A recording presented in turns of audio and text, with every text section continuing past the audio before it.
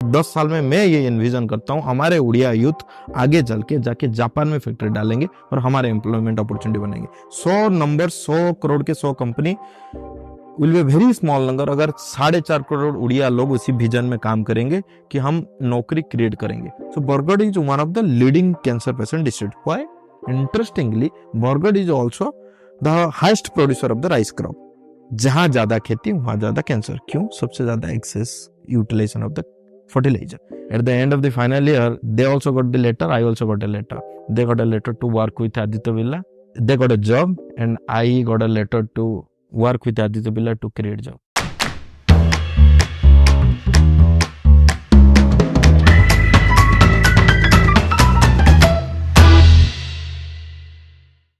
Hello Bodhisattva sir, welcome to the asterisk show.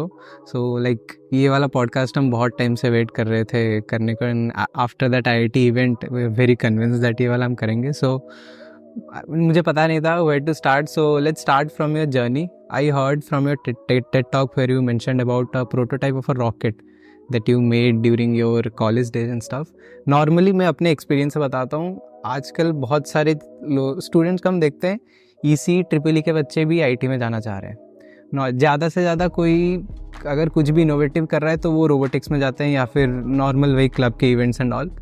Space technology और इतना सारा कोई सोचते नहीं है। So like where from this thought came and how is this journey till now? Okay, Jai Jagannath, thank you for having me in your show. And yes, so you have rightly said कि आजकल बंदे सारे हर कोई सब किसी को coder ही बनना है, सब किसी को आईटी में ही जाना है।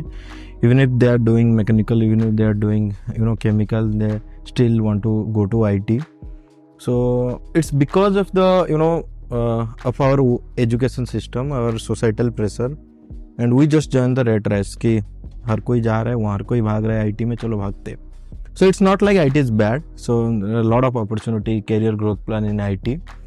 बट अगेन हम जब बात करते कि रोबोटिक्स, तुमने बताया रोबोटिक्स, बाकी सारे जो चीज़ है उसको करने के लिए तुम्हारा खुद का पैशन भी होना चाहिए और वो टाइप का वो कंड्यूसिव एनवायरनमेंट होना चाहिए कि तुम्हें वो प्रमोट करे और तुम्हें वो अपॉर्चुनिटी दे।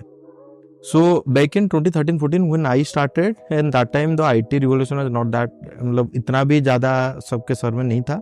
तो you see triple E electrical, at least they were involve in certain kind of hardware developments. तो आपने पूछा कि मुझे कि ये रॉकेट कैसे आइडिया है। ऐसा मैं कोई ऐसा रॉकेट साइंटिस्ट नहीं हूँ। Basically I am proudly an engineer, so even not an innovator. I feel like engineer tag is more appropriate for me. So हुआ क्या है प्रॉब्लम हमारे सोसाइटी में कि हम इंजीनियरिंग को थोड़ा नीचे दर्जा दे दिए।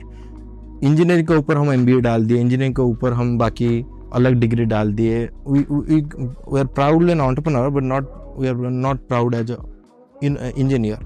बट मेरे लिए इंजीनियरिंग बहुत बड़ा इंपॉर्टेंट चीज़ है। क्यों? So when I entered into college, so I just got to know you are also in college, most of them you are in college. And तो मैं जब कॉलेज में गया तो मुझे भी लगा एंड कि भाई इंजीनियरिंग जैसे तुमको भी लगता है, पूरा दुनिया को लगता है कि इंजीनियरिंग क्या होता है कि 4 साल इसमें पढ़ाई करो, मस्ती करो और 4 साल में एक प्लेसमेंट अच्छा खासा आईटी में प्लेसमेंट लो, बढ़िया प्लेसमेंट लो, यही होता है जिंदगी। और मैं भी ऐसा ही था। 12th में मैं भी 12th में आईआईटी के लिए प्रिपेयर कर रहा था, आईआईटी में नहीं मिला, फेल हुआ, रियल फैक्ट है। एंड मैं VSU टूटी चला गया। सो VSU टूटी उड़ीसा's फर्स्ट इंजीनियरिंग कॉलेज। तो वहाँ जाने के बाद मुझे एक चीज़ लगा ऐसा कि आईआईटी तो मैं जा नहीं पाया, but what's speciality in IIT? IIT में ऐसा क्या स्पेशल है जिसको मैं एक्चुअली कर सकता हूँ? तो मैंने आईआईटी के इकोसिस्टम को स्टडी किया। And the moment I studied the ecosystem, the environment and entire process, I was surprised कि I got to know engineering is not just about labs, vivas, assignments. Engineering is more about making, innovating and tinkering.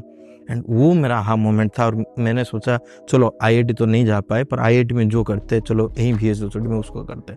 तो मैंने फिर coding सीखा, मैंने भी coding सीखा, automobile engineering सीखा, फिर रोबोटिक्स सीखा, जितने सारे यूनिवर्सिटी एक्टिविटीज़। मेरा ब्रांच था electrical and electronics engineering, but I have tried my hand in all of the engineering branches exist possibly on the earth। तो क्यों मैं आगे जाके बताऊंगा। तो ये सारे चीज़ मैंने जब किया मुझे लगा यही है एक्चुअली इंजीनियरिंग। तो एक्चुअली जो क्लासरूम में जो करिकुलम पढ़ाया जाता था वो इंजीनियरिंग में मुझे मज़ा नहीं आया। जो एक्चुअल रियल फील्ड में प्रैक्टिकल इंप्लीमेंटेशन होता था उसमें मुझे मजा आया और मुझे लगा यही इंजीनियरिंग है, यही मेरा पैशन है, यही मेरा सब कुछ है, इसको फॉलो करना चाहिए। एंड फर्स्ट मंथ में ही मुझे ये रियलाइजेशन हो गया था और मैं उस पर पीछे लग गया और सीरीज ऑफ प्रोजेक्ट्स उसमें बनाना चालू किया। तो बेसिकली लाइक वो रॉकेट वाली चीज वो कहाँ से आई? इंटरेस्टिंग, सबको रॉकेट के पीछे, सबको हर कोई रॉकेट के पीछे पड़े हुए। रॉकेट कैसे आ गया? मैं तो इलेक्ट्रॉनिक्स, क्योंकि इंजीनियरिंग में कभी कोई स्पेस टेक्नोलॉजी तो होता ही नहीं, बिल्कुल भी नहीं सोचता ही नहीं। एंड मेरा ब्रांच मैंने बता दिया, मैं ट्रिपल ई से हूँ एंड मेरे यूनिवर्सिटी में भी कोई इंजीनियरिंग का, रॉकेट साइंस का या फिर एरोस्पेस इंजीनियरिंग का कोई ब्रांच नहीं था। तो रॉकेट कैसे हुआ? दिस इज इंटरेस्टिंग, ठीक है। तो मैंने तो फर्स्ट ईयर में ऐसे बहुत सारा प्रोजेक्ट किया, काफी सारा, मतलब dozen of projects first year के एंड तक मैंने बना लिया था। मुझे लगा फिर ये इनोवेटिव प्रोजेक्ट्स को चलो डिफरेंट एग्जीबिशन में पार्टिसिपेट करते हैं। तुम लोग जैसे 100 क्यूब में पार्टिसिपेट करने के लिए गए थे, तो मैंने ऐसे इंटरनेशनल नेशनल एग्जीबिशन में हाथ पैर मारा कि कहीं कहीं मेरा कुछ एग्जिबिट हो जाए। So one fine day I was exhibiting one of my innovation in a fest called maker fest in Ahmedabad. It was a national exhibition. तो मैं फेस्ट में मेरा एक इनोवेशन था, मैं उसको एग्जिबिट कर रहा था। क्राउड में से कोई मुझे बोला, दोस्त तुम लोग भी कैपेबल हो इसको बनाने के लिए। और मैं सडनली सरप्राइज हुआ कि मुझे क्यों बोल रहा है कि तुम लोग कैपेबल हो, क्यों मेरे कैपेबिलिटी के ऊपर क्यों क्वेश्चन आ गया। And again he asked me like I overheard कि तुम उड़ीसा से हो और उड़ीसा में ऐसे फर्स्ट ईयर के इंजीनियरिंग कॉलेज के बच्चे भी कैपेबल होते हैं बनाने के लिए। और वो मेरे दिल पे लगा कि मैं उड़ीसा से हूँ, जस्ट बिकॉज कि मैं तो उड़ीसा से हूँ, मुझे कोई बोल रहा है कि तुम फर्स्ट ईयर में इंजीनियरिंग में कोई प्रोजेक्ट नहीं बना सकते, इनोवेटिव प्रोजेक्ट नहीं बना सकते। मैंने एक वर्ड भी रिप्लाई नहीं किया, but I took a place that I have to develop something that is completely first in the country. मुझे पता नहीं था क्या बनाऊं, मुझे पता नहीं था कि मैं अपने कल्चर के ऊपर कुछ बनाऊं, अपने ट्रेडिशन के ऊपर बनाऊं, टेक्नोलॉजी के ऊपर बनाऊं, कुछ भी बनाऊं, पर मुझे नहीं पता था। पर मुझे ये पता था कि मैं ऐसा कुछ बनाऊं जो इंडिया का सबसे फास्ट होगा। मैं रिटर्न हो गया और मुझे ऐसा लगता है एंड कि जो प्रॉब्लम है ना वो ज्यादा इंपॉर्टेंट है।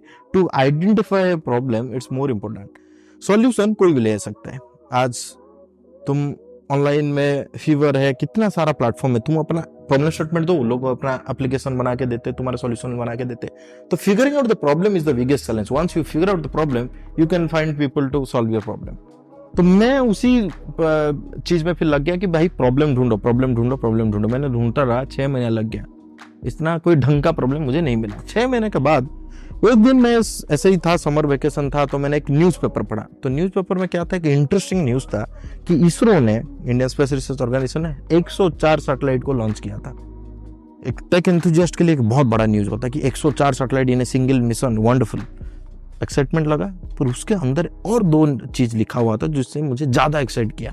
क्या लिखा था कि out of the 104 satellites, 2 satellites were made by students, and that touched my heart. If students from Chennai, if students from Pune can build their own satellite, why not students from Burla, why not students from Odisha? मैंने ऐसा लगा कि भाई उड़ीसा के students भी बना सकते हैं। तो I gathered a team of 40 peoples comprising my seniors, juniors, batchmates, सबको साथ मिल। कॉलेज ने भी बहुत सपोर्ट किया इस चीज? नहीं किया। तो आई कम टू दैट पार्ट।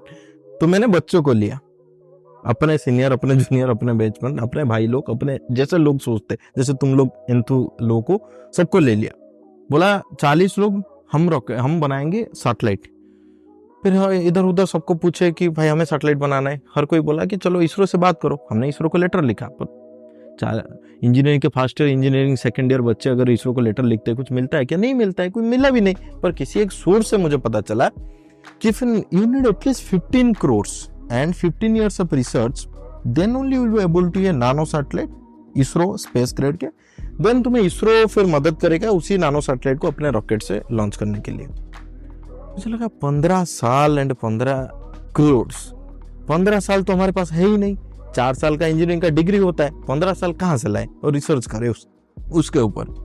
फिर मैंने वाइस चांसलर के पास गया। वाइस चांसलर को बोला सर हमें 15 करोड़ चाहिए, एक प्रोजेक्ट बनाना है। वाइस चांसलर बोले तू पागल हो गया क्या? तो literally was like have you gone mad कि 15 करोड़ कहाँ से आएगा? So I got hardly 1 crore for our annual maintenance of this university and you are asking me 15 crores for a student project. It's impossible, go focus on your studies, drop your idea. तो सबने ऐसा बोला। सोचे 15 करोड़ कहाँ से होगा? तो 15 साल 15 करोड़ हमारा बोटलनेक बन गया। तो हम ऐसे 40 लोग बैठ के ब्रेनस्टॉर्म कर रहे थे। फिर मैंने अपने टीम को पूछा, भाई ये 15 साल 15 करोड़ प्रॉब्लम क्यों है? किसी ने बोला कि इसरो है इसलिए इसरो ने ऐसे, इसरो के साथ काम करेंगे तो ऐसे ही चाहिए। तो मैंने बोला इसरो क्यों चाहिए? तो मेरे टीम मेंबर से कोई बोला कि इसरो के पास एक रॉकेट है सर। भाई इसरो के पास एक रॉकेट है, जिस रॉकेट में हम लोग जो भी सैटेलाइट के आज सैटेलाइट के तौर पे बनाएंगे, इसरो के रॉकेट से ही लॉन्च होगा। सो मैंने बोला, so if ISRO is the bottleneck, let's clear the bottleneck. Let's drop the idea of building our own satellite for the time being. Let's build our own rocket. And this is how the rocket idea came. And 40 लोग मिलके हाँ भरे. And you won't believe, except those 40 members, everybody, our friends, family, batchmates, everybody laughed at us. सोचे कि पागल हो गया, क्यों रॉकेट बना रहे। जैसे बोला कि रॉकेट इज समथिंग डिफरेंट, तो हर कोई उनको लगा, मजाक उड़ाए। मेंटर थे कोई मेंटर नहीं था। ये 40 बच्चे बनाए, हंसे सबने हंसा, पर हमने किसी का हंसी पे मजाक पे कुछ नहीं सुना। लगे रहे।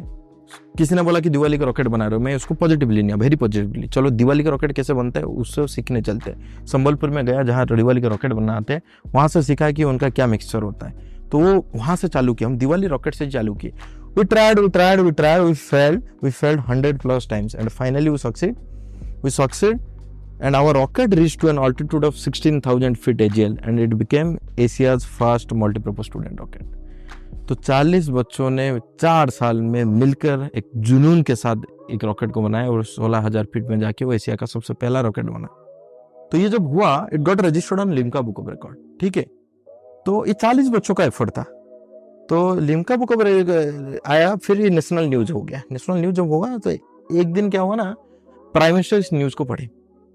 प्राइम मिनिस्टर साहब जब ये न्यूज को पढ़े तो ही वाज सरप्राइज्ड कि how 14 engineering students in a remote part of India are able to crack a technology that ISRO used to build in 1980s। तो उसने बोला कि चलो इसरो को इंस्टॉल किया, जाओ तुम जाके देख के आओ कि बच्चे ने कैसे बनाया। ये आप कौन से ईयर में थे कॉलेज के इस टाइम? ये सेकंड ईयर थर्ड ईयर में था मैं, ट्रांजिशन पीरियड था, सॉरी ये थर्ड ईयर में ऑलमोस्ट मैं आ गया था। तो इसरो के एक high level delegation, director, senior directors, वो लोग आके मेरे यूनिवर्सिटी पहुंच गए। तो मेरे वाइस चांसलर ने बोला, तूने रायता फैलाया है, ये इंक्वायरी टीम है, जा खुद फेस कर, बच्चों ने बनाया तो जाओ अभी फेस करो, क्योंकि गवर्नमेंट इंक्वायरी है।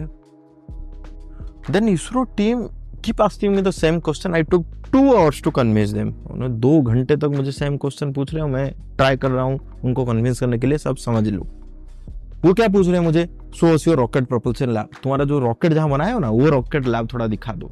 मैं बार बार उनको समझा रहा हूँ, साहब हमारे पास रॉकेट प्रोपल्शन का कोई लैब नहीं है। Whatever technology we have built, we have actually built in our hostel backyard. Hostel के पीछे जो खाली जगह है सर, क्योंकि बाकी कोई तो सपोर्ट ही नहीं किया था, कोई लैब नहीं दिया था, कोई स्पेस नहीं दिया था, कोई प्रोफेसर मेंटरिंग नहीं किया, तो पीछे का जो खाली जगह बैठा था सर, उसी में कर दिए थे।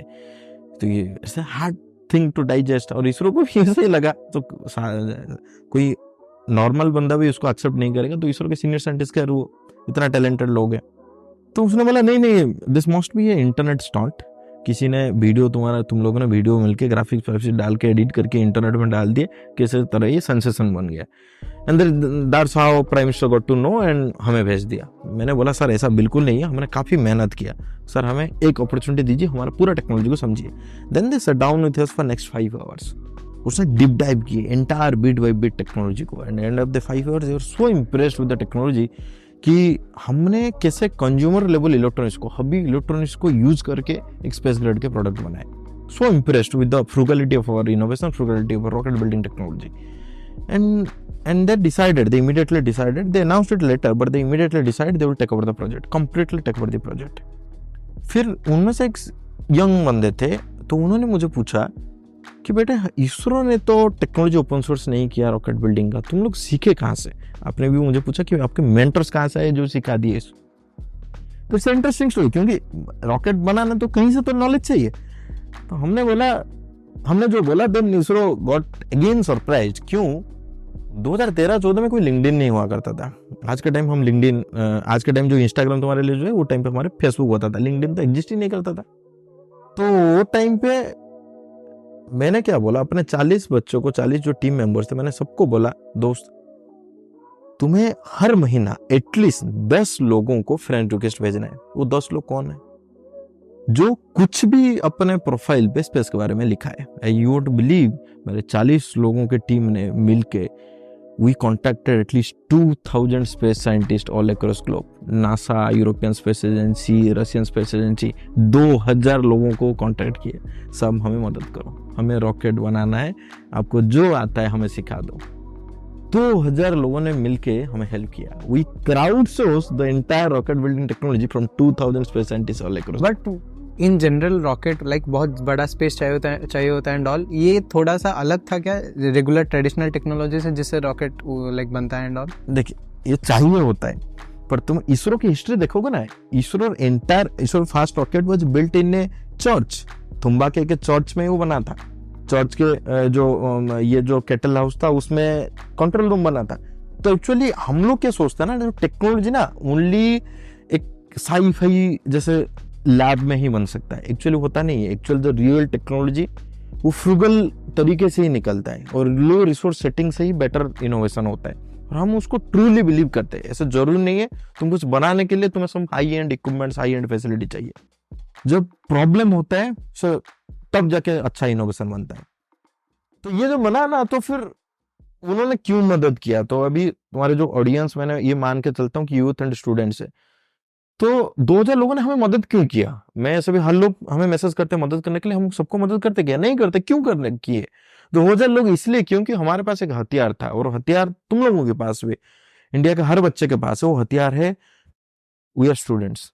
हम वो टाइम पे स्टूडेंट थे और इंडिया के छोटे से गांव से आते थे, और हमारी इच्छा था कि तो कुछ सीखे। Just because by seeing our enthusiasm and our being an student, उन्होंने हमें मदद किया on a pro bono basis. 1 रुपया कोई नहीं लिया, बट हमने पूरा टेक्नोलॉजी नहीं सीखा है, थोड़ा थोड़ा जो जिसमें एक्सपर्ट है थोड़ा थोड़ा सीखा है। So we learn, we crowd sourced, we tried, we failed, इसलिए 4 साल लग गया। तो मतलब काफी इंटरेस्टिंग स्टोरी थी, और इस पूरे चीज से मैं एक लेमन स्लैंग पर्सपेक्टिव से बात बोलना चाहूंगा। Like it's not possible for everyone to do this. ये तो एक चीज है। उस दिन 100 क्यूब के इसमें इवेंट में भी मेंशन किया धर्मेंद्र प्रधान जी ने कि कैसे टीचर्स लोग को, प्रोफेसर लोग को हेल्प करना चाहिए स्टूडेंट्स में, उनके कंपनीज में स्टेक लेना चाहिए और उनको डीप टेक में हेल्प करना चाहिए। राइट। लेकिन मेरे को कहीं कहीं वो लगता है कि ये एंटायर चीज़ IIT NIT में जल्दी होना बहुत पॉसिबल है, बट देश के अभी भी मैक्सिमम क्राउड IIT NIT में तो नहीं है, दूसरे कॉलेजेस में है। तो ये सेम चीज़ दूसरे कॉलेजेस में हम ला कैसे सकते हैं, इनोवेशन और टेक्नोलॉजी का रिवोल्यूशन? बस आंसर तो मैं खुद हूँ। सो ऑनरेबल मिनिस्टर ने जो बोला वो तो आंसर तो मैं खुद हूँ। तो आंसर क्या है, मैं तो एक Tier 2 Tier 3 कॉलेज से ही आता हूँ। तो मैंने सबसे पहले जब बोला था, वो सबसे पहले मैंने एक चीज़ बोला कि IIT में अगर क्या है, if IIT is IIT not because कि IIT के पास बहुत सारा बढ़िया इंफ्रास्ट्रक्चर है। IIT is IIT because of its students. इसका पावर होता है स्टूडेंट, और स्टूडेंट के जो कल्चर है। आज आप लोग सिलिकॉन से हो, तो आपके सिलिकॉन में काफ़ी साल से एक गूगल डेवलपर ग्रुप का एक अच्छा सा ट्रेडिशन है। कोई भी आता है तो अच्छा कोडिंग करता है, तो आपका कोडिंग क्लब काफ़ी अच्छा था। एक जमाने में आपका रोबोटिक क्लब बहुत अच्छा होता था। तो पीढ़ी पर पीढ़ी, बैच बाई बैच, वो सीनियर्स जूनियर्स को नॉलेज पास करते हैं। और IIT में एग्जैक्टली वही होता है। IIT में जो बच्चे इतना सातिर होते हैं, नॉट बिकॉज कि they are like JEE advance में इतना सारा मार्क कर दिए, हमने 5 मार्क कम रखा, उन्होंने 5 मार्क ज्यादा रखा, उसमें कुछ ज्यादा डिफरेंस नहीं है। एक बार IIT के अंदर जाने के बाद वहां के जो स्टूडेंट एक्टिविटीज में वो इन्वॉल्व हो जाते थे, फिर वहां से फिर वो बेटर करते। हर यूनिवर्सिटी को जो ज्यादातर जनता होता है, 99% जनता IIT NIT में नहीं है। तो ज्यादातर बच्चे जो स्टूडेंट्स जो बाहर है, मैं उनको यही बोलता हूँ कि तुम अपने दम पे लड़ो। ये मत सोचो कि मेरी यूनिवर्सिटी ने ये नहीं दिया, मेरे प्रोफेसर ने ये नहीं दिया, मेरे पापा ने ये नहीं दिया, मेरे दोस्त ने ये मदद नहीं किया। तुम अपने दम पे लड़ो। अपने दम पे लड़ोगे ना, चलो 100% तो नहीं मिलता है, 50% नहीं मिलता है, 10% तो खुद को इंप्रूव कर लोगे। Forget about bringing revolution, forget about bringing innovation. तुम खुद को तो 10% इंप्रूव कर लोगे। हर साल 10% इंप्रूव करोगे तो क्यूमुलेटिवली तो तुम एट द एंड काफी ज्यादा इंप्रूव कर लोगे। मैं यही मान के चलता हूं कि बच्चों को खुद लड़ना चाहिए। हमारे पास, हम इतना प्रिविलेज नहीं है, we are not from United States कि हमारे पास सब कुछ है और एक डेवलप्ड सोसाइटी है। हम यहाँ डेवलपिंग कंट्री में जीते, और हमको खुद का लड़ाई खुद लड़ना है। ऐसे मत मान के चलो कि मेरी यूनिवर्सिटी देगा, मेरे भाई देगा, मेरे बहन देगा। हमें अपना लड़ाई खुद लड़ना है, और हमें अपना हक खुद छीनना है। दैट्स ट्रू, बट सी मतलब ये एग्जैक्ट ये माइंडसेट अक्सर अभी भी जितना भी हम बोल लें वो 1000-2000 बच्चों में से एक ही आएगा, राइट। और उसी की वजह से इंडिया में पेटेंट्स भी बहुत सारे कम है अभी भी, मतलब बढ़ने के बाद भी लास्ट 2-3 ईयर से हमारा डिफेंस खुद बनाना, आत्मनिर्भर भारत एंड ऑल, पेटेंट्स बढ़ रहा है, लेकिन अभी भी अगर कंपेयर करें हम यूरोपियन और यूएस से, वो बहुत ज़्यादा कम है। तो कुछ तो करना चाहिए, लाइक यूनिवर्सिटीज़ वगैरह को चेंज अभी धीरे धीरे हो रहा है, जैसे कि कम्युनिकेशन वगैरह में भी बहुत सारी चीज़ें ऐड हो रही है। तो स्पेस टेक्नोलॉजी और नॉर्मली इन जनरल टेक में, specially engineering college, normal engineering college में क्या वो एक्स्ट्रा या फिर चेंज कर सकते हैं लैब एक्टिविटीज़ या कोई भी चीज़ में, जिससे इस चीज़ में इम्प्रूव हो बहुत ज़्यादा? एग्जैक्टली, बहुत सही पूछा। मैंने तो बोला कि बच्चों को क्या होना चाहिए, डेफिनेटली इंजीनियरिंग स्टूडेंट यूनिवर्सिटीज़ को, बाकी सारी यूनिवर्सिटीज़ को भी करना चाहिए। इसलिए जो ऑनरेबल एजुकेशन मिनिस्टर के धर्मेंद्र प्रधान साहब ने नेशनल एजुकेशन पॉलिसी लेके आए थे। तो नेशनल एजुकेशन पॉलिसी के तहत जो व्हाटएवर हम लोग जो डिमांड करते हैं एज ए स्टूडेंट कि हमें वो जो बुक में जो पढ़ाई लिखाई हमें वो पसंद नहीं है, एक्चुअल इंजीनियरिंग जो ग्राउंड पे होता है हमें वो पसंद है, वो actually they have integrated and made it A compulsory curriculum in NEP. National education policy के तहत उन्होंने उसको मैंडेटरी करवाया। फिर अपना स्टार्टअप इंडिया पॉलिसी आ रहा है, डिफरेंट यूनिवर्सिटी अपना खुद का स्टार्टअप पॉलिसी लॉन्च कर रहा है। जैसे अभी किसी ना प्रोफेसर को क्यों लगता है कि हम खराब काम करते हैं, ऐसा नहीं कि प्रोफेसर खराब सोचते हैं, प्रोफेसर ये सोचते हैं the way the course has been design, अगर उसको सब कोई फॉलो करे तो अच्छा आउटपुट निकले, क्योंकि मैक्सिमम आउटपुट निकल सकता है। कोई एक बंदा आउटपुट नहीं दे पाता है, 1-2 छूट जाते तो चलता है, बट एक सबको किसी का कोई रूल नहीं होगा, सब अपना अपना रैंडम करेंगे तो फिर सबको फिर मेजर करना, उनको इवेल्युएट करना डिफिकल्ट हो जाता है। इसमें प्रोफेसर का कोई गलती नहीं है, इसमें एक्चुअली हमारा एजुकेशन सिस्टम का ही फॉल्ट है। जो मुझे लगता है नेशनल एजुकेशन पॉलिसी जब 100% कंप्लीटली इंप्लीमेंट हो जाएगा, उसी टाइम उसको चेंज किया जाएगा और पूरा कंप्लीटली चेंज होगा। और उसमें ऐसे मत सोचो कि ओवरनाइट चेंजेस होगा। मुझे ये लगता है कि मुझे भी, मैं इतना ज्यादा सोचने के बाद भी, इतना ज्यादा लड़ाई लड़ने के बाद भी हमें 4 साल लग गया ये लड़ाई लड़ने के लिए, छोटा सा एक रॉकेट लॉन्च करने के लिए, फिर गेटिंग ऑल द रिकॉग्निशन। फिर इंडिया में इतना बड़ा मास है हमारे पास, तो इसको चेंजेस करने के लिए आने वाले 10-20 साल तो चाहिए ही चाहिए। पर उसी तहत यूनिवर्सिटी ने काफी अच्छा काम भी करा, जैसे स्टार्टअप उड़ीसा में लोग आ रहे हैं, स्टार्टअप इंडिया में लोग शामिल हो रहे हैं। तो यूनिवर्सिटी आज अपना इंक्यूबेटर सेंटर चला सकता है, different kind of centre of excellence चला सकता है, और वो लोग सीख रहे, थोड़ा थोड़ा धीरे धीरे सीख रहे। पर मुझे लगता है कि अगर यूनिवर्सिटी को बच्चों के तरफ से ज्यादा प्रेशर होगा कि सर हम नई क्लास करेंगे अगर अगर आप हमें सुपर कंप्यूटर नहीं देंगे, या फिर cloud space, high and cloud computing का स्पेस नहीं देंगे अपना एआई का एल्गोरिथम रन करने के लिए, तब जाके होगा। हम क्या करते हैं स्टूडेंट, हम डिमांड करते हैं हमें अच्छा कैंटीन चाहिए, हमें डिमांड करते हैं कि अच्छा पार्किंग स्पेस चाहिए, हमें अच्छा एयर कंडीशन रूम चाहिए, हमें अभी डिमांड करना पड़ेगा हमें अच्छा इनोवेशन लैब बना के दो, तब जाके हम क्लास। कॉलेज में एक इनोवेशन लैब होगा तो हर कॉलेज में एक इनोवेशन लैब होना चाहिए। This is very very basic minimum. हमें क्या लगता है, एक जैसे स्कूल में physics lab, chemistry lab is mandatory, वो बेसिक होता है, तो हर कॉलेज में एक फैब लैब, फैब्रिकेशन जो रैपिड प्रोटोटाइपिंग का लैब होना ही होना है। क्योंकि नॉर्मल लैब्स में हम वही वापस से बेसिक चीज सीखते हैं, फिर हम भूल जाते हैं वो लैब टेस्ट देने के बाद।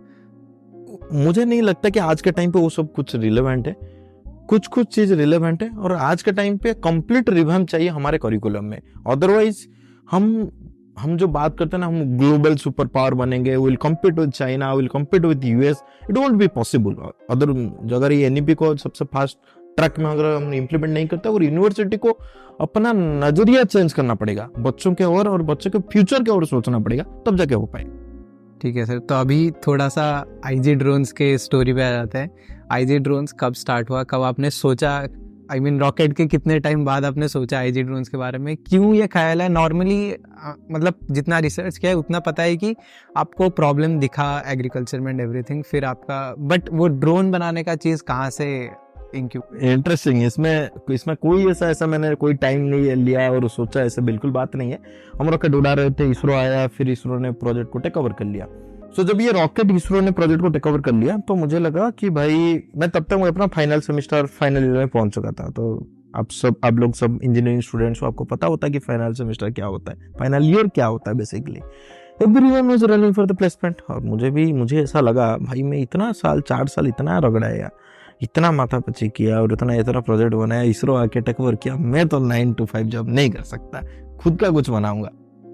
तो सोचा कि खुद का कुछ बनाऊंगा, क्या बनाऊंगा पता नहीं था, again whatever the experience again उसमें बनाऊंगा पर मुझे लगा खुद को बनाऊंगा। फिर ये रॉकेट बनाने के जब इसरो ये सब बाकी सब चीज हुआ, हमें काफी सारे हमारे अलुमनाइज मेंटर बन गए थे और बाकी बहुत सारे बाहर के लोग भी मेंटर बन गए थे, इतने बच्चे अच्छा काम कर रहे हैं बोल के। तो हम सबको कांटेक्ट किए पूरा उड़ीसा में, और बाहर के भी काफी सारे मेंटर्स को कांटेक्ट किए, और उड़ीसा के mentors and everybody told the same story, सबने एक एडवाइस दिया। और आई वाज सरप्राइज्ड कि सबने एक जैसे क्यों एडवाइस दे रहे हैं। और उन्होंने ऐसा बोला कि बेटे तुमने इनोवेटर हो, तुम ना इनोवेशन में प्रूव किए हो कि कुछ बनाए हो, यू बेटर ना join your MS degree in some foreign university, उसमें काम जाओ, या फिर एक R&D कंपनी देखो वहां जाके काम करो, ये बेचना बेचने में मत लगो, क्योंकि selling is a different art and you are being an Odia, it's very difficult. तुम गुजराती नहीं हो, तुम सिंधी नहीं हो, तुम मारवाड़ी नहीं हो, तुम नहीं बेच पाओगे। वो मेरे फिर दिल पे लगा कि just because I am Oriya मुझे कोई बोल रहा है कि मैं नहीं बेच पाऊंगा, वो मेरे DNA में नहीं है कि मैं बेचना नहीं जानता हूँ। मुझे लगा नहीं, it's again a challenging moment and I have to take the challenge and prove them wrong. Next day मैं और मेरे को-फाउंडर थे ओम प्रकाश, हम दोनों बोले चलो कुछ बेच के देखते हैं, क्या बेच के देखते हैं, जो भी हमारे पास अभी है उसको बेचते हैं। तो हमने एक बाइक पकड़ा और लेके पहुंच गए आदित्य बिरला में। आदित्य बिरला का छोटा सा बहुत बड़ा सा प्लांट था मेरी यूनिवर्सिटी के पास, वहाँ फिर कैसे तैसे करके एंट्री मिल गया। तो हम उनको प्रेजेंटेशन दिए, सर हमने एक रॉकेट बनाया, एक सैटेलाइट बनाया, और फिर रॉकेट से सैटेलाइट को ऊपर लेके जाता है हीराकुद रिजर्वायर के जो कैपेसिटी मेजर करता है, सिल्टेशन का कैपेसिटी मेजर करता है। सर आपके काम में कुछ आएगा? वो बोले तुम वाटर रिजर्वायर के कैपेसिटी मेजर कर सकते हो? हम बोले हाँ। बोले हमारे पास एक कोलैड है, पर वो वाटर तो नहीं है, वो लैंड के ऊपर है, तुम उसका मेजर कर सकते हो? बोले बिल्कुल सर। पानी के नीचे कर सकते हैं तो जमीन के ऊपर क्यों नहीं कर सकते? सर कर सकते। बोले बट मैंने बोला सर क्या? बोले हमारे पास इतना पैसा नहीं है कि हम हर रोज एक रॉकेट लॉन्च करें। फर्स्ट टाइम मुझे, हम तो इंजीनियर है, हम तो इनोवेशन बनाते, प्रोजेक्ट बनाते, फर्स्ट टाइम मुझे कोई बोला कि this is not viable. And मेरे दिमाग में फिर दौड़ा कि ये वायबिलिटी क्या होता है। हम तो आज तक इनोवेशन ही बनाए, हमने कभी वायबिलिटी के चक्कर में कभी दिमाग दौड़ा ही नहीं। तो उसने बोला हर रोज मेरे पास बेटे पैसा नहीं है कि एक रॉकेट लॉन्च कर दूं, तुम इसका कुछ अदर हो सकता है क्या? आई इमीडिएटली रिप्लाइड सर ये तो है ऑलरेडी। तो बोले क्या? मैं बोला सर ड्रोन, जो आपके सैटेलाइट कर सकता है, ड्रोन में वही सेम सेंसर को लगा के मैं अगर फ्लाई करूं सेम काम हो सकता है। कौन से ईयर की बात है? ये 2018 का बात है, 2018 के बात है, 2018 फरवरी मार्च के बाद बोल रहा हूँ मैं। तो उसमें वो बोले तुम वो बना लोगे? मैं बोला सर हर इंजीनियरिंग स्टूडेंट्स रांचो बनने का कोशिश करता है, हर को बंदा ड्रोन बनाता है फर्स्ट ईयर में, मैं भी बनाया। बोले तुम कर लोगे? करके लाओ। तो उनका लगा 6-7 महीना लेगा बना के लाएंगे, बच्चे हैं स्टूडेंट, कुछ प्रोजेक्ट बना के लाएंगे। तो हमने कहा we took 3 days and in just 3 days we were there with our drone and the entire solutions just by seeing our speed and enthusiasm। वो आदित्य बिरला के मैनेजर थे, बोले बेटा मुझे नहीं पता ये टेक्नोलॉजी तुम्हारा आगे चल के सक्सेस होगा कि नहीं होगा, आगे भूल जाओ, इसी प्रोजेक्ट में होगा कि नहीं होगा मुझे नहीं पता, बट मुझे तुम्हारे अंदर वो स्पिरिट दिखता है, तुम्हारे अंदर वो स्पिरिट दिखता है, मैं तुम्हें ये बोलता हूँ तुम्हें एक अपॉर्चुनिटी दूंगा, पता नहीं क्या होगा क्या नहीं। And just because of it kind gesture उन्होंने बोला कि तुम्हें एक अपॉर्चुनिटी देंगे पायलटिंग करने के लिए। So we did the piloting, it was wonderful, the result we got around 99% accuracy with the traditional system and they were super happy. And then they thought कि हमें एक पैसा देंगे और काम देंगे, ऐसे बोले। They told me like will give you ना वर्क ऑर्डर, उसको वर्क ऑर्डर बोला जाता है कि तुम्हें कोई काम दे। मैं खुश हो गया, काम वर्क ऑर्डर। बोले पर बेटे उसके लिए कुछ डॉक्यूमेंट्स चाहिए। मैं बोला सर सारे डॉक्यूमेंट बना दूंगा, अब आप भेजो। बोले ठीक है तुम्हारी ईमेल आईडी देख के जाओ मैं भेज दूंगा। तो उन्होंने मेरे ईमेल आईडी में सारे डॉक्यूमेंट भेजा। मैंने जब यूनिवर्सिटी कॉलेज पे वापस लौटा, उस टाइम पे मैं still in college, so hostel में जो मेल खोला तो मेल में 22 डॉक्यूमेंट मांगा था आदित्य बिरला ने। And certificate of incorporation, GST, MOA, आधार, पान, 22 डॉक्यूमेंट से यू वांट टू बिलीव उसमें से 2 डॉक्यूमेंट मुझे समझ में आता था। कौन सा 2 document? Aadhaar card and PAN card. बाकी 20 डॉक्यूमेंट के साथ मेरा कोई लेना देना नहीं था, क्योंकि अरे हम इंजीनियरिंग स्टूडेंट्स है, कहाँ से सीखेंगे? हमें कोई समझाता नहीं कि what is memorandum of understanding, what is MOA, what is AOA, article of association क्या होता है, हमें कुछ नहीं पता होता है। कोई नहीं समझाया हमें, कभी कोई पढ़ाते भी नहीं, क्योंकि we are not a society कि हमें बिजनेस ज्ञान दिया जाता है। तो मुझे भी नहीं पता था। मैंने सारे फिर लोगों को पूछा, सर ये डॉक्यूमेंट कहाँ से मिलेगा, डॉक्यूमेंट कहाँ से मिलेगा? तो किसी ने बोला, दोस्त इसको लिए पहले कंपनी रजिस्ट्रेशन करना पड़ता है, फिर जाके डॉक्यूमेंट मिलता है। फिर this is how I registered the company in my final semester and got all this documents and got the order from Aditya Birla even before graduating. तो हमारे फाइनल सेमेस्टर में, तो यहाँ काफी बच्चे सुनते होंगे, तो हमारे ड्रीम कंपनी था Aditya Birla. Aditya Birla is offering one of the lavish package, और बहुत बढ़िया पैकेज देता था। तो हमारे सारे बैच के लिए आदित्य बिरला एक ड्रीम कंपनी था, मेरे लिए भी एक ड्रीम कंपनी था।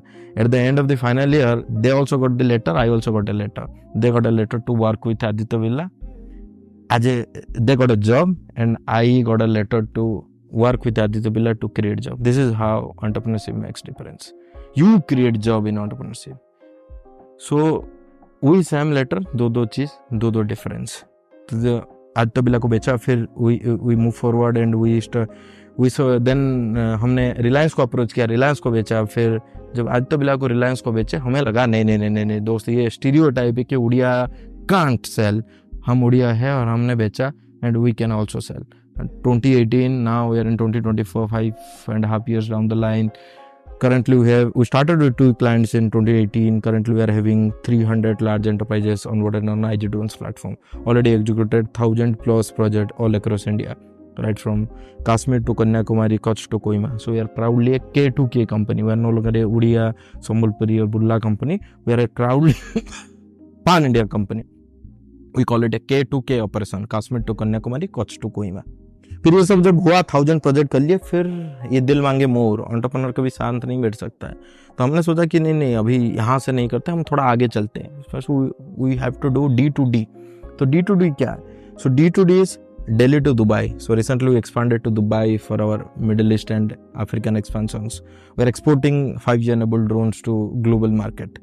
तो ये सब जब बेचना चालू किया, फिर हमारे सोसाइटी के लोगों का काम क्या होता है ना, लोगों का काम है बोलना। तुम अच्छा भी करो बोलते, तुम खराब भी करो बोलते, तो उनका काम ही बोलना। तुम इसमें देखो कि कौन सा चीज तुम्हें पिक करना है, और वहां से फिर एक्चुअल मोटिवेशन मिलता है, अगर तुम्हें किक मिलता है। तो मुझे फिर किक क्या मिला? फिर एक्चुअली मैं लोगों का काफी ज्यादा सुनता हूँ, क्योंकि मुझे उसमें से किक मिलता है। तो उन्होंने फिर बोला कि भाई तुम व्यापारी बन गए। हमारे सोसाइटी में किसी को तुम व्यापारी बोल दो ना, वो दिल पे ले लेता है, कितना खराब चीज, अलग इमेज बन जाता है, अलग इमेज बोलता है, कितना खराब चीज है। बिजनेसमैन इज फाइन, व्यापारी क्या है?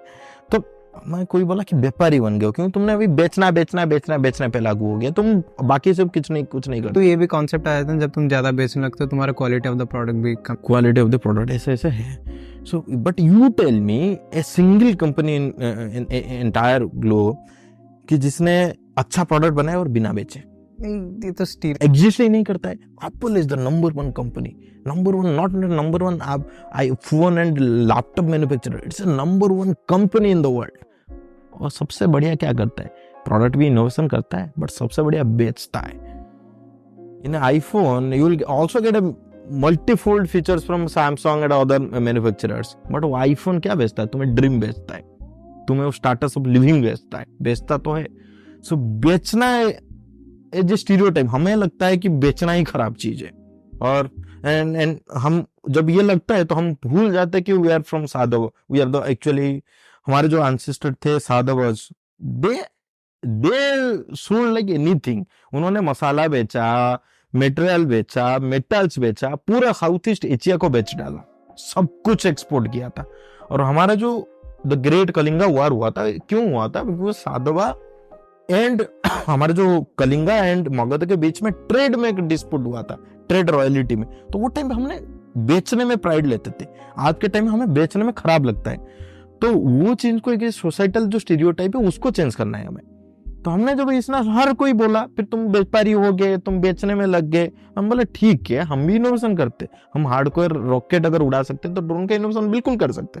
Then we thought, so then we developed India's fast 5G enabled drone. So 5G के वजह से you can control the drone from anywhere, any part of the world. Then we developed India's first indigenously developed drone simulator. 5G drones like क्या exact क्या difference होता है normal drone से? Normal drone से ठीक है, चलो 5G क्या होता है? एक्चुअल नॉर्मल ड्रोन जो कम्युनिकेट होता है, जो इसमें वो रेडियो में होता है। रेडियो के सर्टेन डिस्टेंस तक ये ऑपरेट हो सकता है, उसका एक लिमिटेशन है। तो हमने जब एक ड्रोन में पर्टिकुलर प्रॉब्लम को आइडेंटिफाई किया, इसमें 2 प्रॉब्लम हमें दिखा जो बड़े बड़े प्रॉब्लम है। एक तो ड्रोन का फ्लाइट टाइम, वो सबको परेशान करता है कि इतने कम टाइम उड़ता है और फिर आ जाता है, तो उससे क्या कर सकते हैं। सेकेंड, ड्रोन ज़्यादा डिस्टेंस तक नहीं उड़ सकता है। हमें दो चीज़ को सोचे कि कौन सा ऐसा चीज़ है हम जिसको हम टैकल कर सकते हैं। फर्स्ट, ड्रोन का फ्लाइट टाइम, हम उसमें ज़्यादा कुछ नहीं कर सकते because it's related to the battery and chemistry is a whole together in other world, वहाँ हमें जाके एक्सप्लोर करना है। हम बोले सेकेंड जो प्रॉब्लम है उसको सॉल्व कर सकते हैं। जब इंडिया में 5G लॉन्च नहीं हुआ था उसी टाइम से हम 5G के ऊपर काम कर रहे हैं, तो हमने सोचा कि ये कम्युनिकेशन इसका जो प्रॉब्लम है उसी कम्युनिकेशन प्रॉब्लम को हम सॉल्व करते हैं। ये लंबा टाइम तक तो नहीं उड़ सकता है पर लंबा डिस्टेंस तक तो उड़ सकता है, इतना वो मेक श्योर करेंगे। तो because of the 5G we got a very large bandwidth. Now we can transmit the entire set of data, so we don't need to only transmit only important parameter. उसमें क्या होता था, very low bandwidth होता था radio में, तो only critical flight parameters transfer होता था। आज के टाइम पे हम 4K विजन के डेटा को भी ऑन स्पॉट लाइव ट्रांसमिट करते हैं और पूरा ड्रोन को यहीं बैठ के हम कंट्रोल कर सकते हैं anywhere any part of the world. और वो जो ड्रोन के कंट्रोलिंग के वजह से उसमें काफी इंटरेस्टिंग चीज हुआ। क्या हुआ कि पहले क्या होता था ना, एक एक्सपर्ट ही ड्रोन उड़ाता था, एक मिनिमल बेसिक इंजीनियरिंग के नो हाउ की वजह से। पर तुम देखोगे आज के टाइम पे सबसे ज्यादा अगर पेनिट्रेशन किसी ड्रोन में किसी निचले स्तर पे हुआ है वो है एग्रीकल्चर। हर एक फार्मर आज चाहता है कि अपना खुद का ड्रोन उड़ाए, और जब वो चैलेंज आया तो फार्मर तो उतना नॉलेज नहीं होता है कि आप उसको एप्लीकेशन दे दो, ओपन करे, उसमें खोले, उसको उड़ाए। तो हमने क्या बोला, हम वो 5G टेक्नोलॉजी को फिर ड्रोन के साथ इंटीग्रेट करवाए और उसको स्पेसिफिकली वो डिजाइंड फॉर फार्मर्स, कि फार्मर्स ये बेसिकली बस एप्लीकेशन खोल के क्लिक कर दे, फोन से आराम से कर दे। Because of the end 5G के तहत हम पूरा डेटा को हमारे सेंट्रलाइज सर्वर से हम मॉनिटर करेंगे और कंट्रोल करेंगे। तो मिनिमल ये सेमी ऑटोनोमस मोड पे ड्रोन फ्लाई होगा। फार्मर ये बेसिक इनपुट देगा, maximum input maximum control in our server. तो ये AI के वजह से और हम रिमोट मॉनिटरिंग को कैपेबल कर पाए।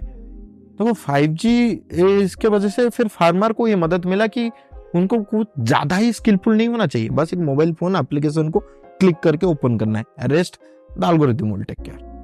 तो मतलब ये एंटायर जो चीज़ है एग्रीकल्चर में बेसिकली क्या क्या फंक्शंस करता है? एग्रीकल्चर में देखो, एग्रीकल्चर में एंड टू एंड होता है। एग्रीकल्चर में it's not just spraying fertiliser होता है। हमें ज्यादातर वीडियो देखते हैं कि spraying fertiliser, actually spraying fertiliser is the end output. उसमें से प्री प्लानिंग से क्या होता है मैं बता देता हूँ। हमारे क्या प्रॉब्लम होता है कि फार्मर को पता ही नहीं होता है कि फर्टिलाइजर कब डाले, कहाँ डाले, क्योंकि उसको पता ही नहीं होता है कौन सा ऐसा पौधा है, कौन सा ऐसा क्रॉप्स है जो डिस्ट्रेस्ड है। तो इसकी वजह से लॉस होता है, बहुत ज्यादा लॉसेस होता है। एंड इंडिया में हम लोग बिल्कुल टेक्नोलॉजी अडॉप्ट नहीं करते। It's just because of our intuition, हम इसमें फर्टिलाइजर डाल देते, पानी डाल देते। तो फार्मर क्या करते, तो फार्मर बेसिकली अपने इंट्यूशन यूज करते। हमने क्या बोले, we fitted different kind of sensors, multispectral sensors on our drone. We did the mapping, this multispectral mapping. तो उसके वजह से हम जो डेटा मिला, डेटा से वी कैन फिगर आउट कि कौन सा ऐसा क्रॉप को ज्यादा पानी चाहिए, ज्यादा फर्टिलाइजर चाहिए, और इसका जो लैंड पैटर्न होता है वो अनइवन होता है बहुत जगह पे।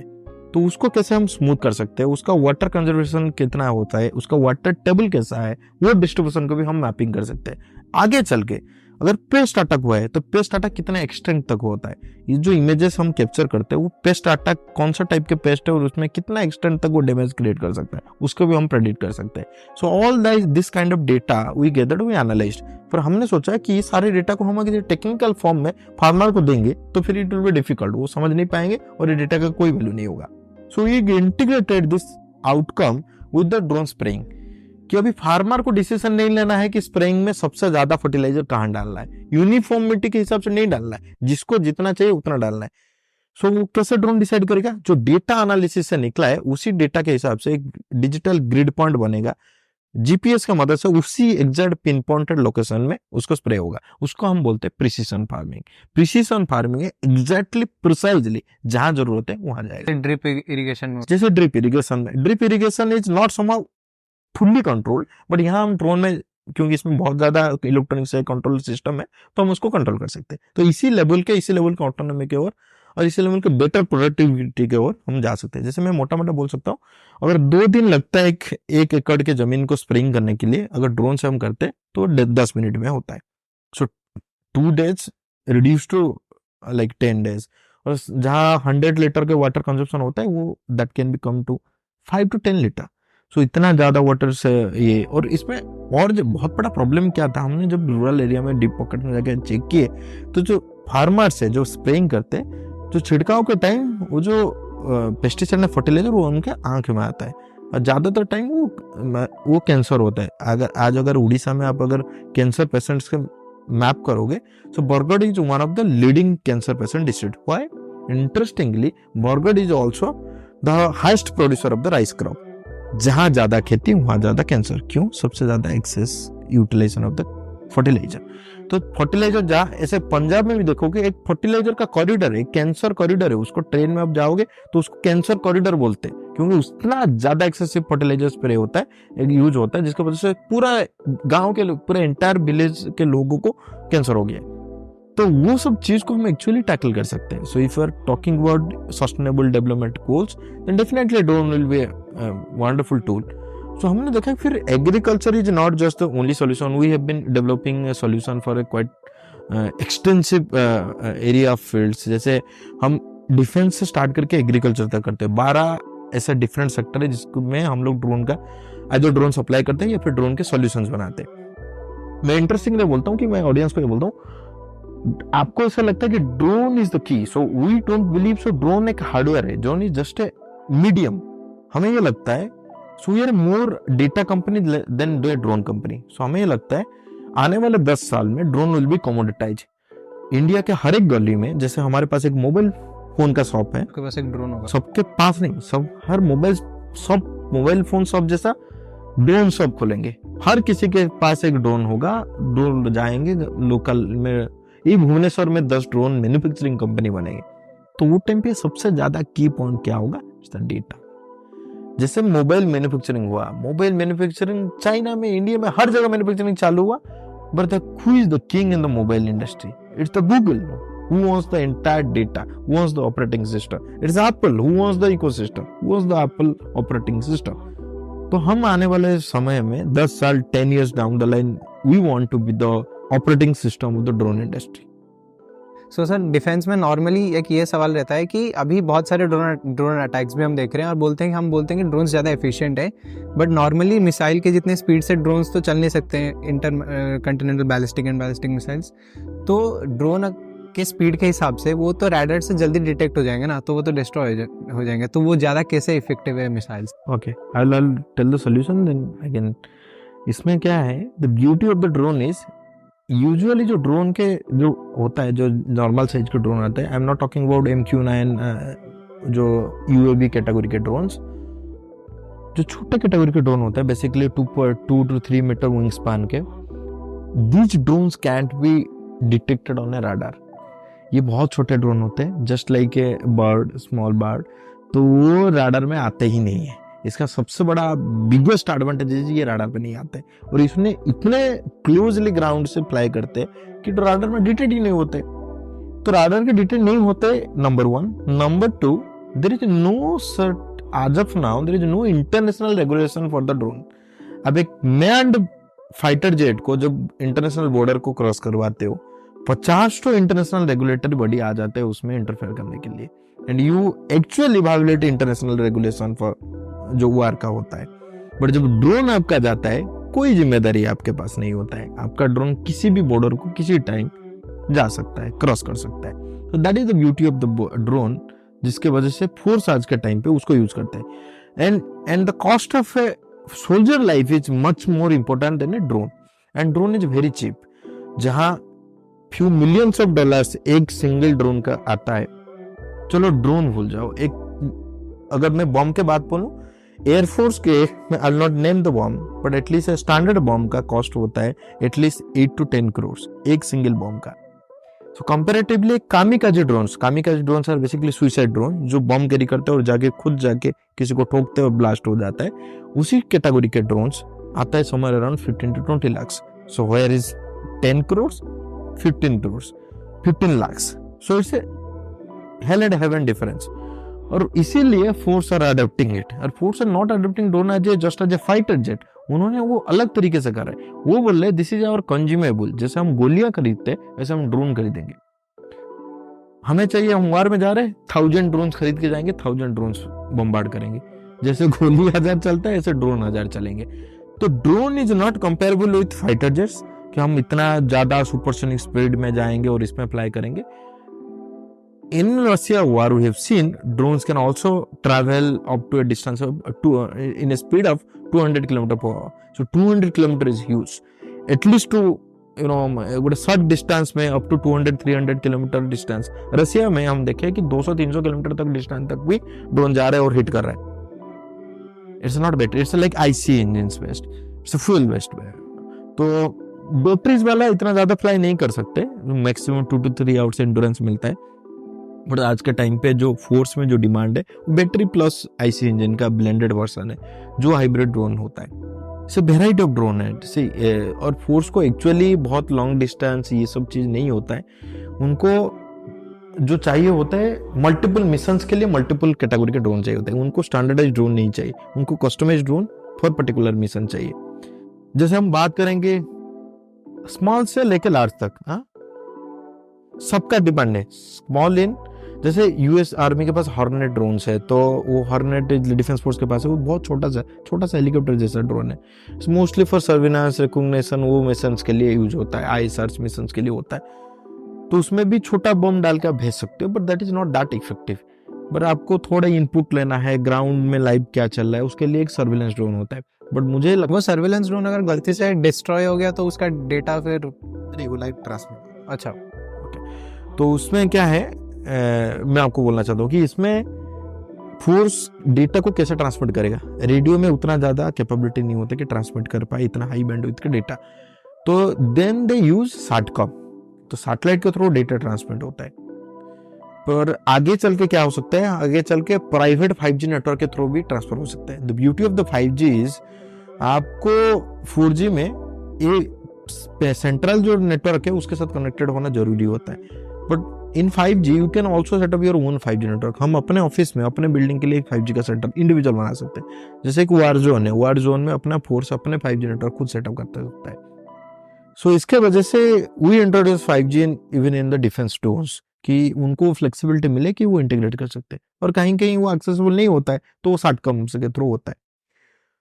सो आप ऐसा मान के चलो this is like rifle and like revolver. So rifle का अलग यूज है, रिवॉल्वर का अलग यूज है। जो फाइटर जेट्स होते हैं, जो क्रूज मिसाइल्स होते हैं, उनका एप्लीकेशन अलग है।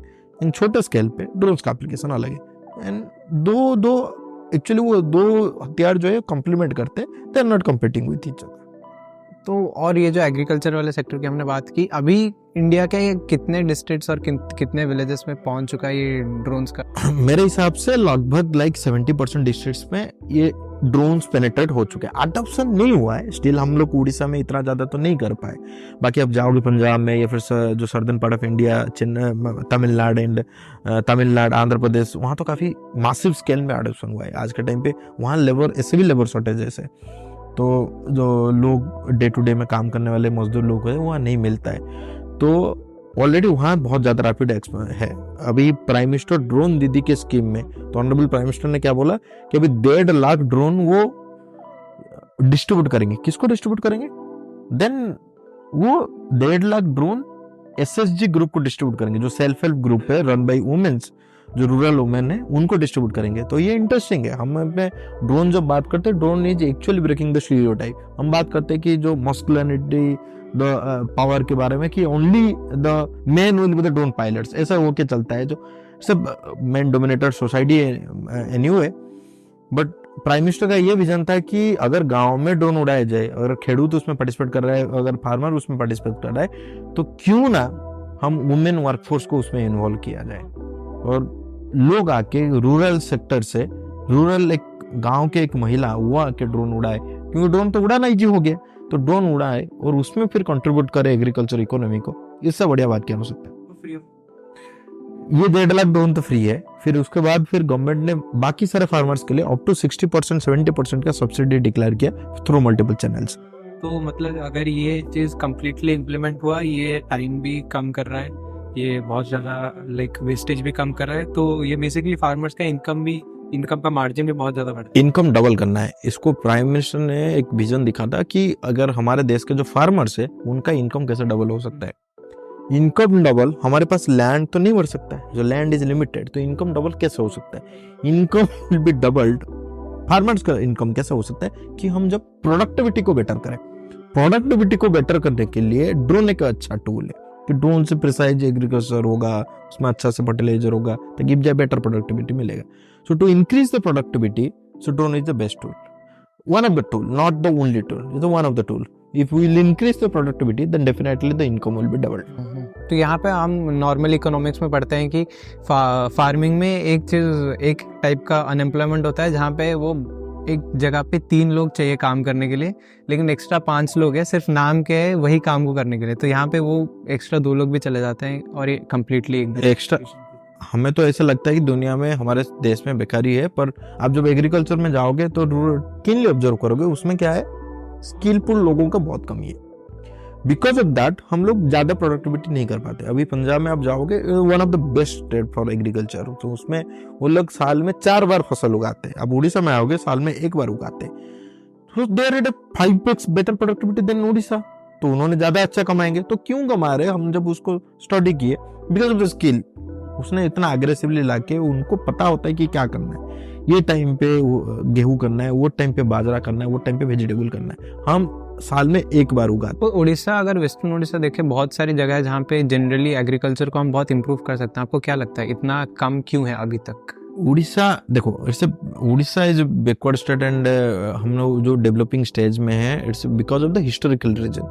इट्स नॉट जस्ट कि हमने 5 साल 7 साल 10 साल में ये सारे प्रॉब्लम हुआ है, because of the historical reason. 1936 में हमें इंडिपेंडेंट राज्य स्टेट मिला in terms of the language, unique language, but इसके बाद भी because of the historical problem, because of the Britishers system. अब देखो, not just Orissa, entire eastern belt, यहाँ उड़ीसा, झारखंड, छत्तीसगढ़, बिहार, सबका एक ही हालत है। बंगाल के किसी हिस्से में, कोलकाता छोटा बहुत मेजर सिटीज को छोड़ देने से बाकी सारे हिस्सा सिमिलर है उड़ीसा से, क्योंकि जो ब्रिटिशर का जो पॉलिसी था, उन्होंने ईस्टर्न से लूटा और उसी पूरा एंटायर इकोनॉमी को हमारे बर्बाद किया। बहुत सारे कल्टीवेशन करवाते थे, जब बहुत सारे जबरदस्ती, नॉट जस्ट कल्टीवेशन, हमारे पूरे इंडस्ट्री को खत्म कर दिया और उन्होंने सारे चीज को माइग्रेट करवा दिया वेस्टर्न साइड में।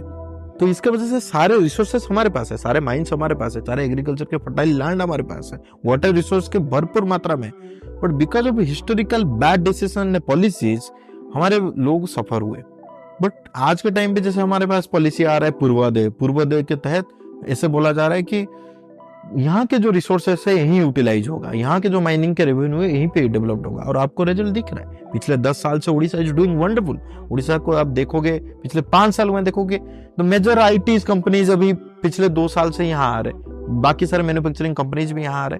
तो ये मुझे लगता है कि इसे it will take some time, बहुत दिन ऑपरेस्ट रहे, अभी थोड़ा टाइम तो लगेगा आगे निकलने के लिए। हमारे पास तो काफी ज्यादा पोटेंशियल है। जब भी वेस्टर्न उड़ीसा के बात बोलोगे, हमारे पास ऐसे 10-15 मेजर रिवर्स है, हम उसके ऊपर डैम बना के पूरा एग्रीकल्चर लैंड को कर सकते हैं। थोड़ा पॉलिसी लेवल पे हमें चेंजेस चाहिए, और हमारे युवाओं में वो शक्ति होना चाहिए। हमारे युवा, हम क्या सोचते हैं, हम जाएंगे सूरत, हम जाएंगे मुंबई, हम जाएंगे बैंगलोर, वहां जाके माइग्रेंट लेबर में काम करेंगे, पर हमें वो रिवर्स माइग्रेशन करवाना है।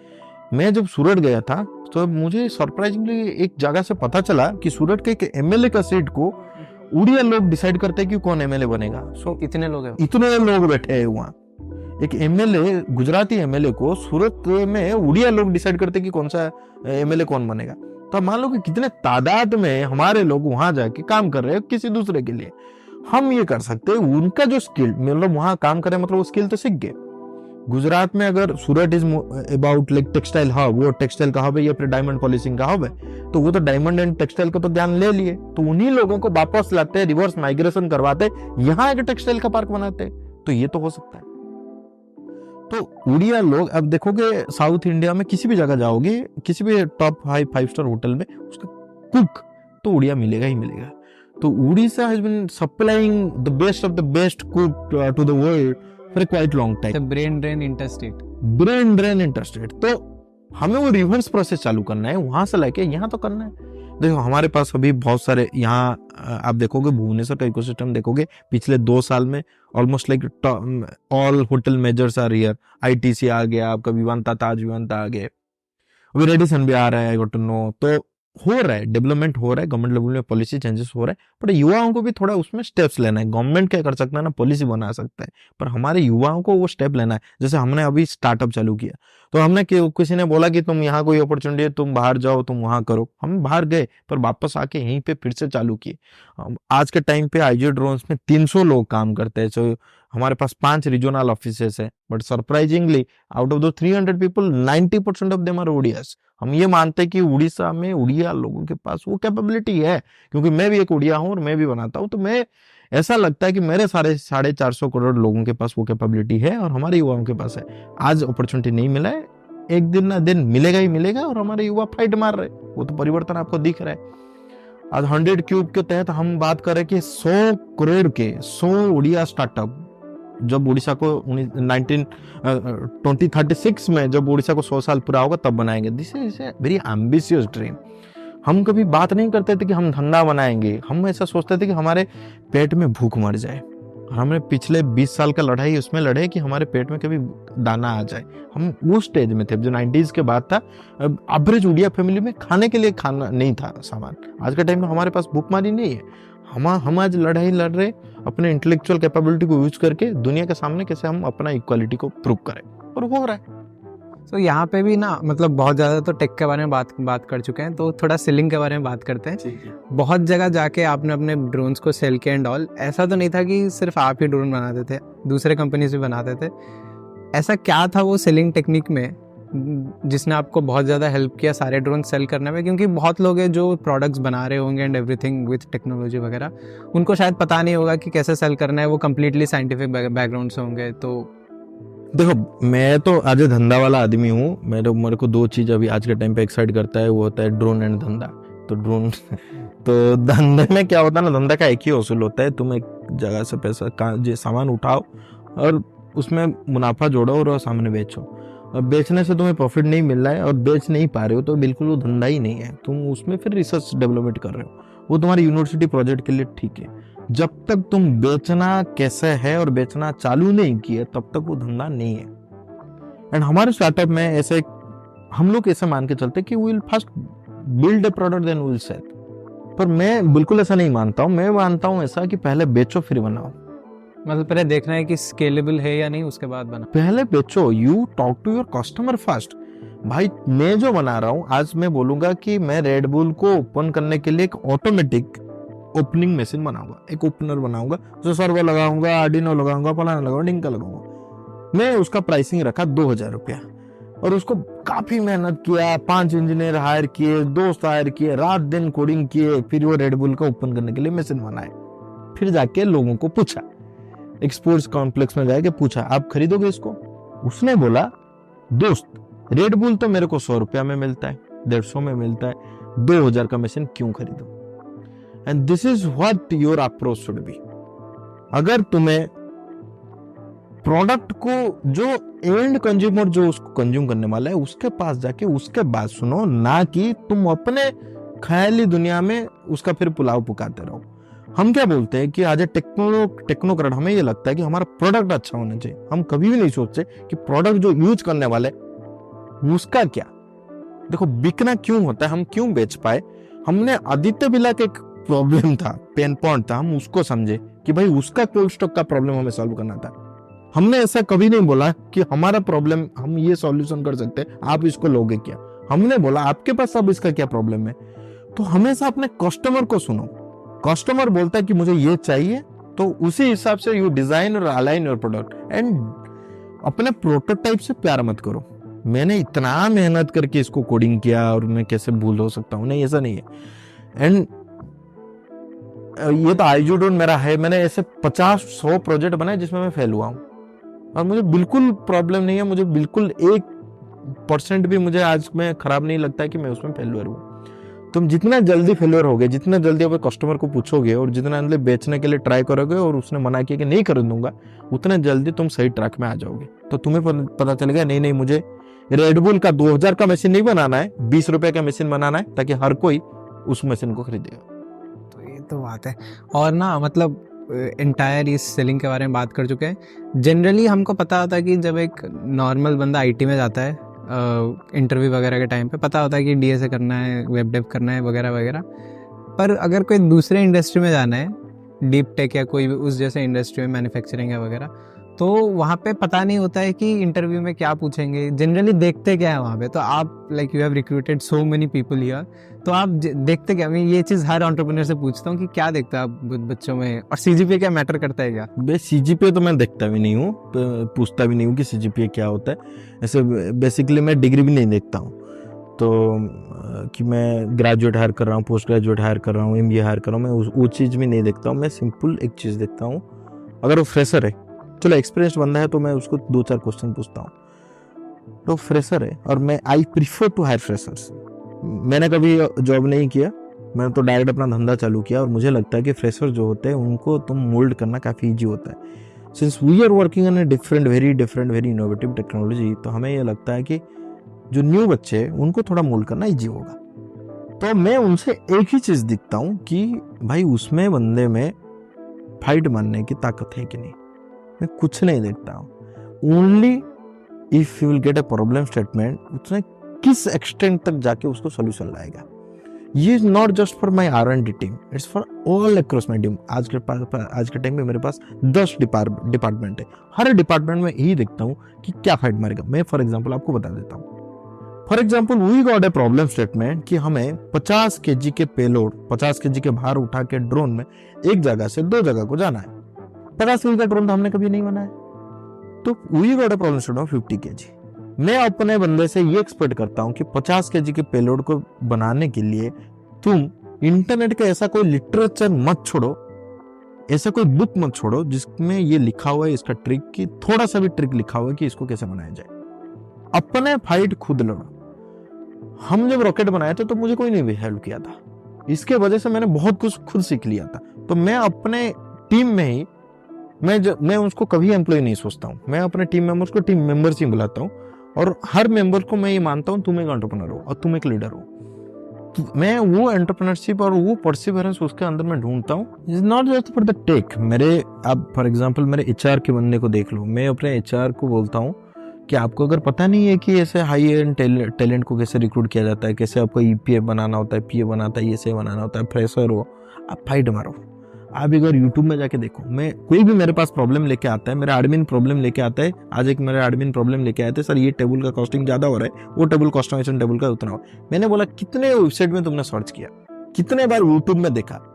मेरे पास आने से पहले मैंने एक स्टैंडर्ड गोल्डन रूल सेट किया कि भाई तुम पहले इंटरनेट ही तुम्हारा गुरु है। जैसे मैं ऑडियंस को ये बोलना चाहता हूँ, ऐसे आपको लगता है, जैसे आपने ही बताया कि 1000 बच्चे में से ऐसे एक ही बच्चा होगा जो ये काम कर पाएगा, मुझे बिल्कुल ऐसा नहीं लगता है। मैं ये मानता हूँ हर बच्चा इज ए ब्लेस्ड बच्चा, every child is a blessed child. सबके पास वो कैपेबिलिटी होता है।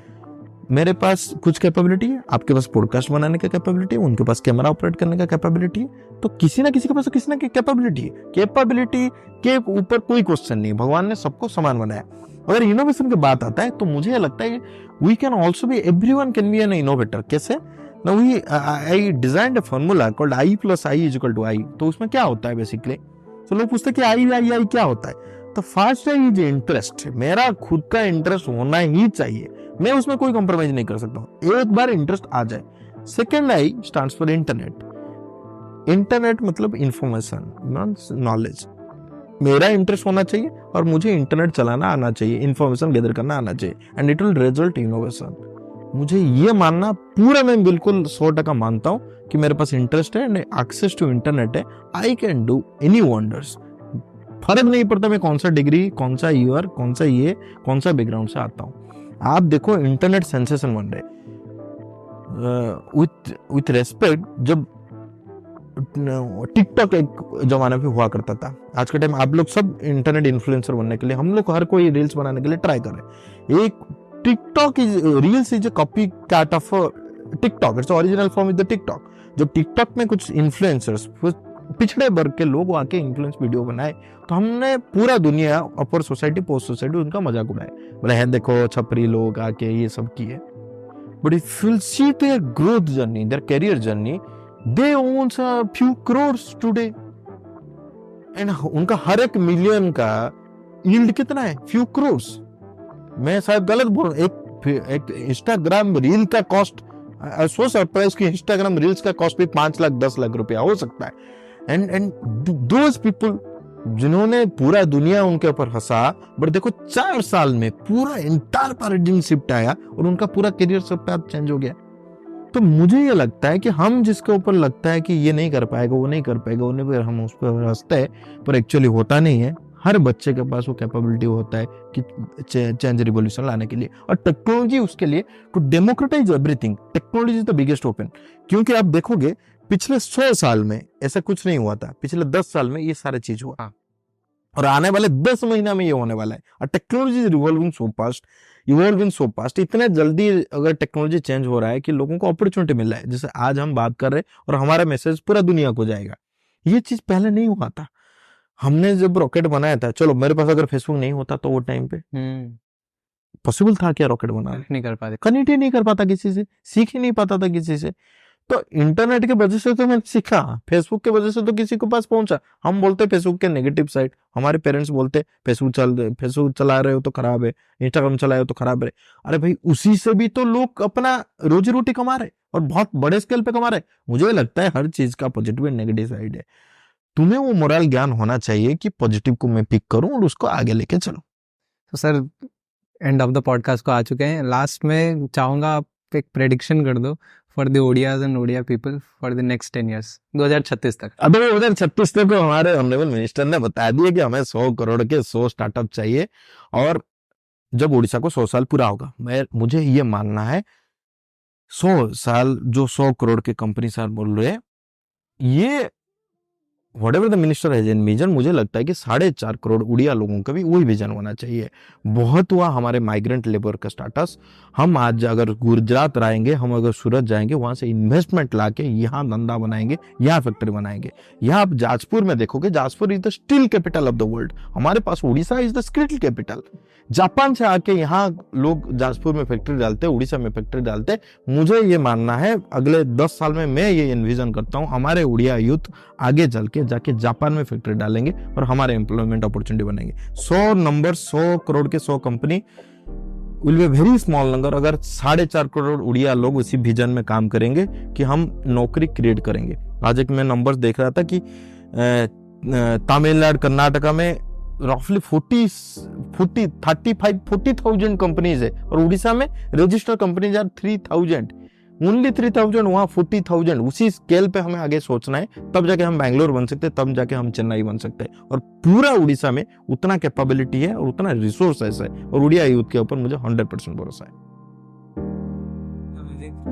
जय जगन्नाथ, जय जगन्नाथ। जय जगन्नाथ, थैंक यू।